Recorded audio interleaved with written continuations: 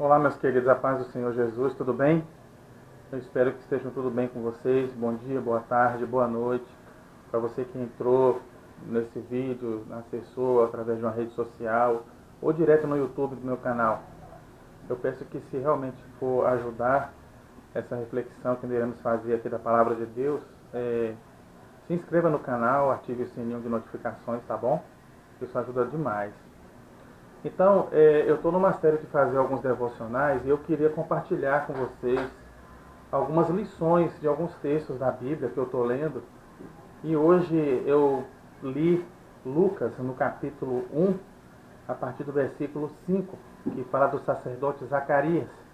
Isso, aquele que era que foi pai de João Batista, junto com a sua esposa Isabel.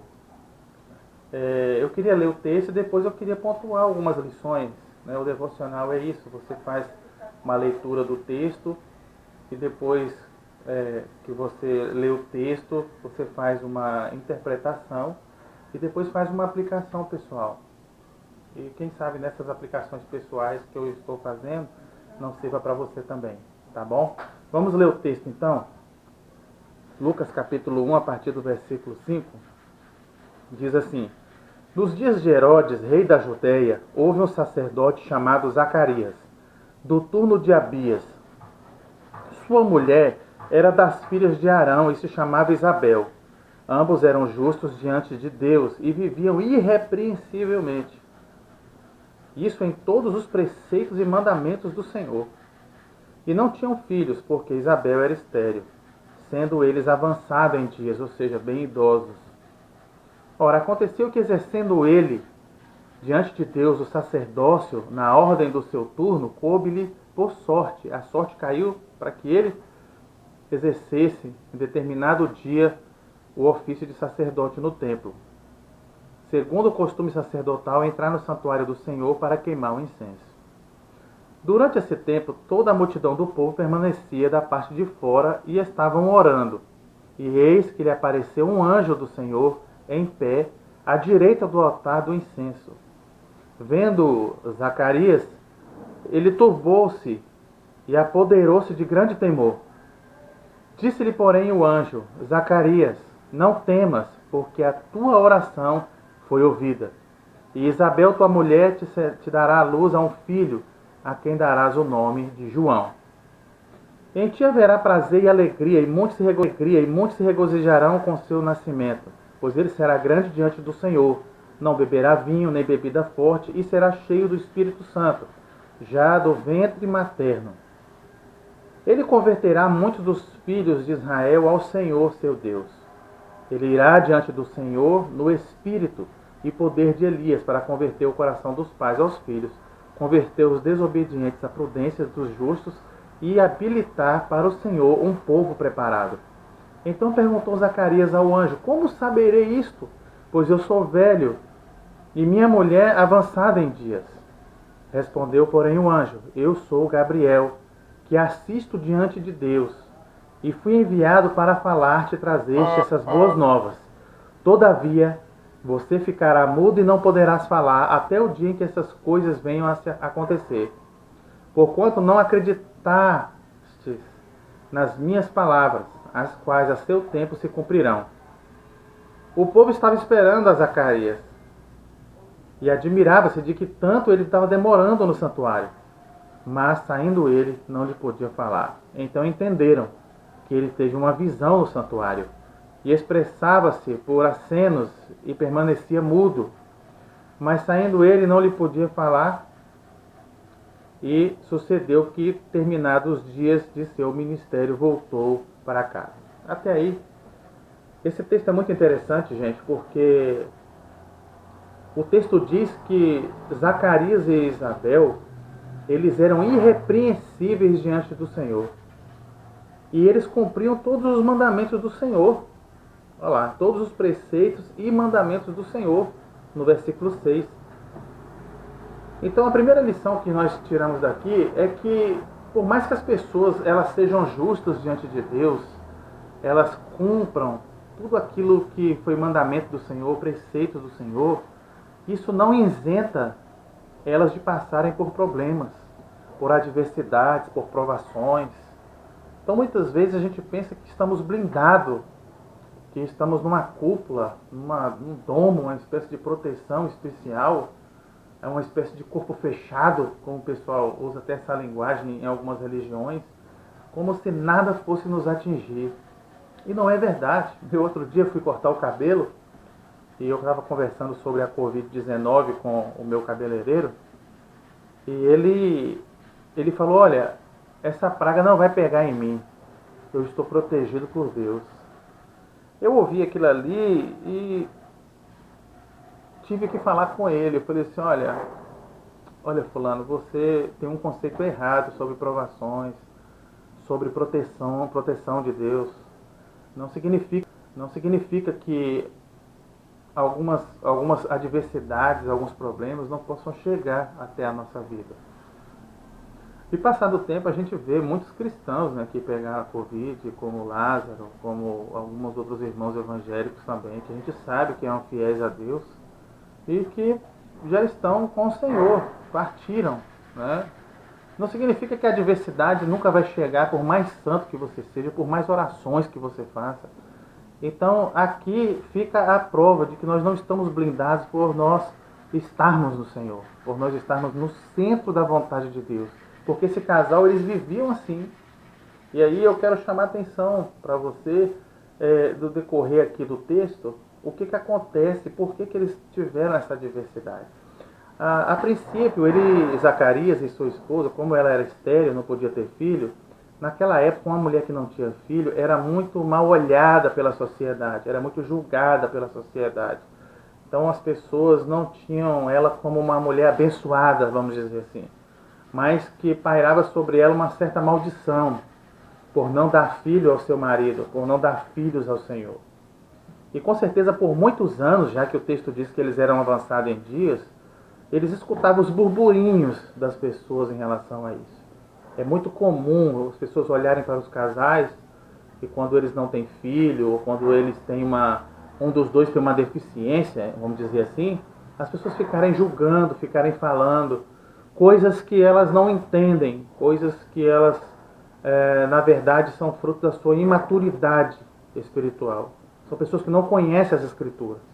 E não conhecer as Escrituras traz esse tipo de imaturidade.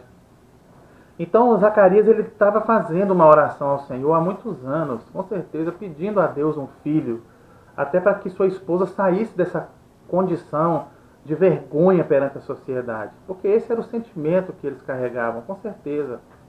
Tanto é que Isabel, quando ficou grávida, ela ficou 5 meses escondida em casa, né? Até que realmente ela tivesse certeza de que era verdade aquilo, de que tudo ia se concretizar, que ela teria um filho, para poder ela sair na rua, se relacionar com os vizinhos, com as outras pessoas. Olha para você ver o complexo de inferioridade que esse casal vivia. Mas é interessante, irmãos, que Deus ele controla o nosso destino, o nosso tempo. Tanto controla que Zacarias, ele, na época em que ele exercia o sacerdócio, ele exercia sozinho não. Ele tinha mais 20.000 indivíduos iguais a ele, que também tinham o mesmo ofício.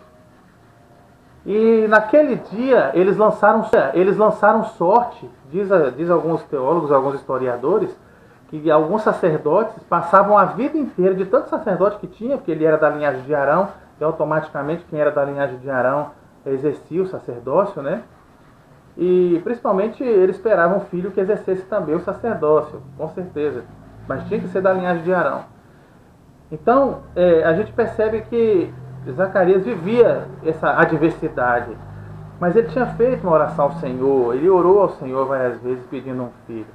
Mas com o passar do tempo, talvez ele tenha desistido de pedir a Deus um filho, por causa da sua idade, porque ele já era avançado em dias.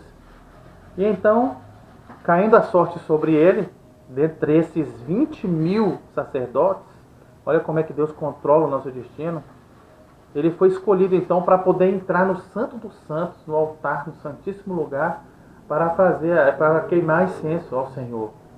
E era um lugar tão sagrado, tão santo, que o sacerdócio entrava com um sino. né, na sua roupa, ou às vezes no seu corpo, para que as pessoas lá fora vissem que ele estava vivo lá dentro.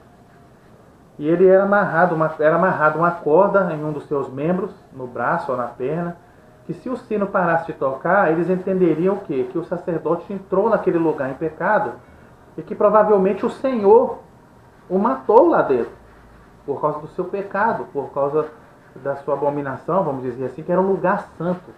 Não tinha um acesso a qualquer pessoa, tinha que ser pessoas específicas.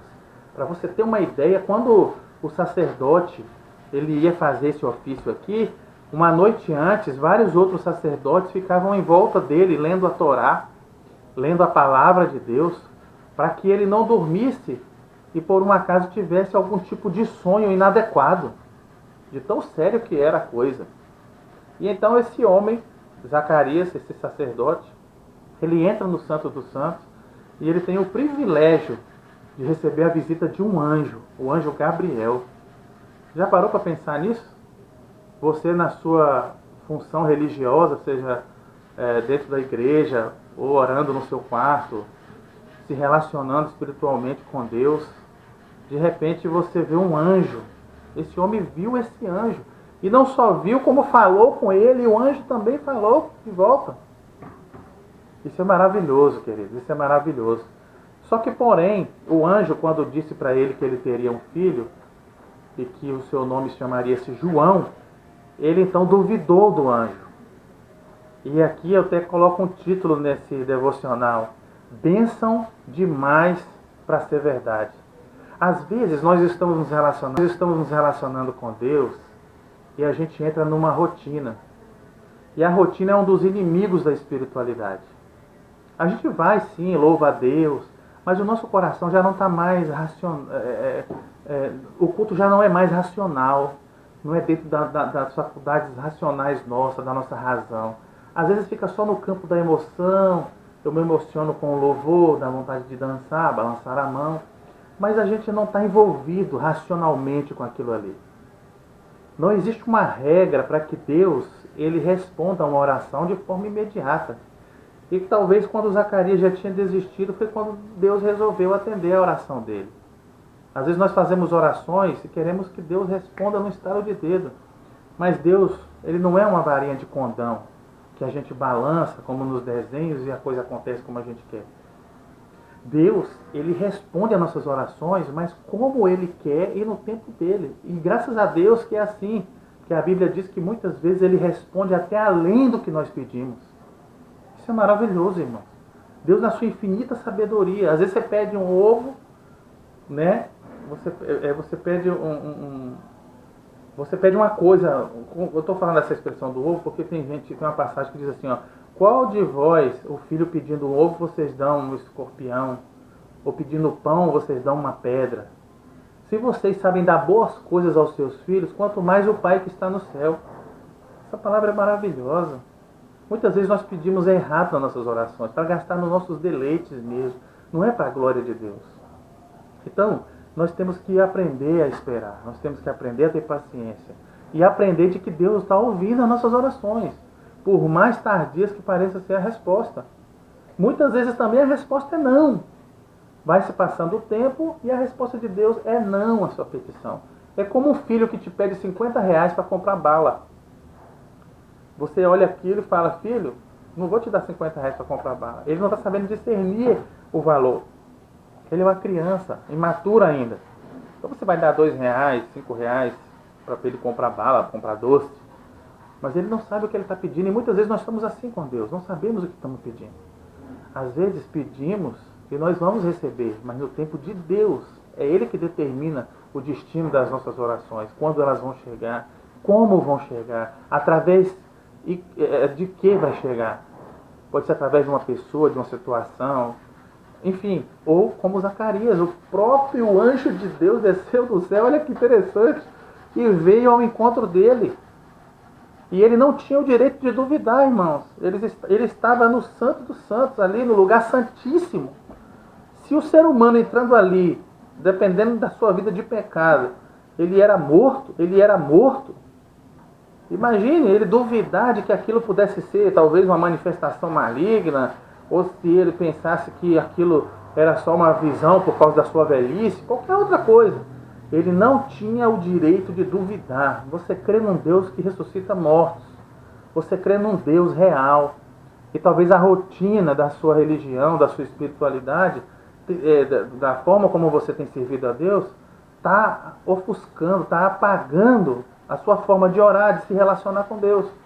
Eu tive Covid, já vai fazer um mês, e eu tive 10 dias internado no hospital. Nós ouvimos falar que Jesus ele venceu a morte, que nós, quando partimos dessa vida, estaremos com Jesus. A gente ouve isso nas pregações, na igreja, ao ler a palavra de Deus, que o cristão não deve temer a morte e tudo mais. Mas uma coisa, irmãos, é você saber disso, outra coisa é quando você é confrontado com isso. E nessa hora você vê realmente o quanto a rotina, a religiosidade está te afastando daquilo que é real. E ali naquele momento no hospital, eu estava tão mal que eu achava que eu ia morrer. Então, naquele instante, eu não estava ouvindo alguém falar sobre a morte. Eu não estava ouvindo um sermão ou lendo na Bíblia sobre a morte. Eu estava na prática lidando com aquilo. Então, me veio uma lição que eu quero compartilhar com você. Muitas vezes nós vamos nos relacionando com a verdade da Bíblia só religiosamente, sabe? Só rotineiramente. Nós não paramos para meditar e nos colocar no lugar do personagem. Porque uma coisa é eu ler que Zacarias aqui estava duvidando e até criticá-lo. Mas qual seria a sua atitude? O anjo disse, não temas. Mas ele disse também, porque você duvidou, você vai ficar mudo.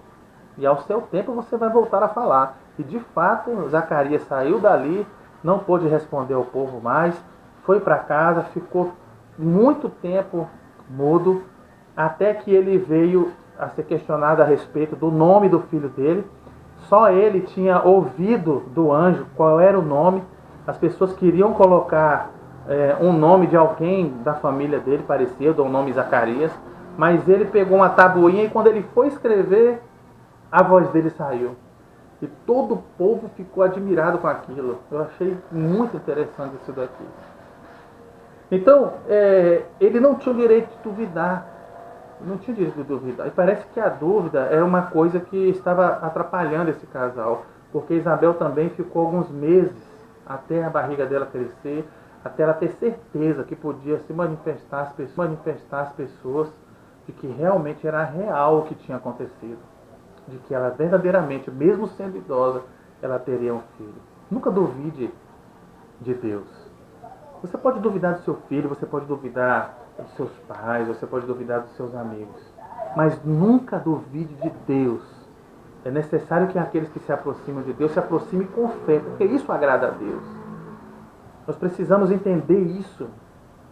É através da fé. É através da fé que nós nos relacionamos com Deus. E às vezes vai passando o tempo, e servir a Deus se torna uma coisa rotineira, se torna uma coisa... E olha que esse casal era irrepreensível diante de Deus. Vivia todos os preceitos. Talvez você seja uma pessoa assim. Uma pessoa que está na casa de Deus, você vive os preceitos. Você é uma pessoa que lê a Bíblia, você é uma pessoa que ora, você é uma pessoa que se relaciona com as pessoas. Mas lá no seu íntimo, talvez você abriga ainda muitas dúvidas a respeito das coisas de Deus. Será que Deus se importa comigo? Será que Deus ouve as minhas orações? Será que Ele me assiste? Ou Deus, Ele é um Deus distante, que não participa da minha vida? Esse texto prova de que Deus, Ele assiste nós de perto. Ele sabe as nossas necessidades, Ele sabe a sua dor, Ele sabe exatamente o que vai fazer com que a sua vida tenha uma mudança, um divisor de águas. Então basta você, com sinceridade, se relacionar com Deus. Que essas verdades não fiquem no campo da rotina, né? Um fato que aconteceu em relação à rotina, que a rotina é um dos inimigos da espiritualidade, é que os homens, aqueles soldados que estavam crucificando Jesus, eles faziam aquilo rotineiramente. Era uma rotina para eles crucificar homens, matar homens. Então Jesus, na mente deles, era só mais um. Eles não quiseram meditar, eles não quiseram perceber a diferença em Jesus. Porque a rotina, muitas vezes, nos cega. Olha, eu espero ter te ajudado. Se você depois puder ler o cântico de Zacarias, é maravilhoso, é maravilhoso. Tenta meditar em cada palavra que ele fala. Um homem que passou por isso foi transformado na vida dele. Através da vida deles, desse casal, eles tiveram um homem chamado João Batista, que veio para preparar o caminho do Senhor. Um homem santo que viveu no deserto e batizava as pessoas. Ele preparava o caminho. Muitas pessoas vieram a conhecer a Deus através da palavra dele. Deus tinha um plano na vida desse casal. Por mais que você pense que não, Deus tem um plano também na sua vida. Deus está ouvindo as suas orações. Não temas, como diz o anjo. Continue, porque a vitória é certa. Amém? Deus abençoe. Um beijo no coração.